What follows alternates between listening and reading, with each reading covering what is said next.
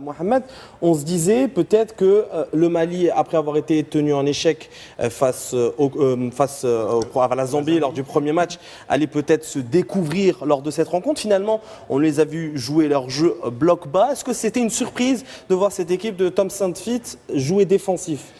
Oui, effectivement, c'était une surprise parce que d'entrée, il y avait 5 changements par rapport au premier match déjà. On n'a pas trop compris.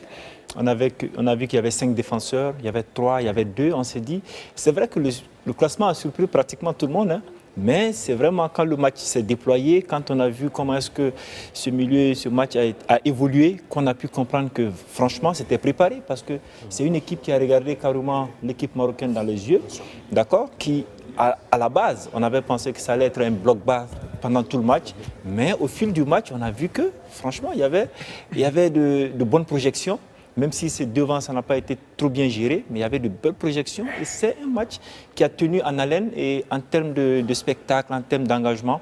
Et franchement, l'entraîneur et son staff, on peut dire que sur ce coup-là, ils ont surpris leur monde. Et ça a été pour la bonne cause parce qu'au résultat final, on a vu que franchement, c'était un match qui a tenu toutes ses promesses.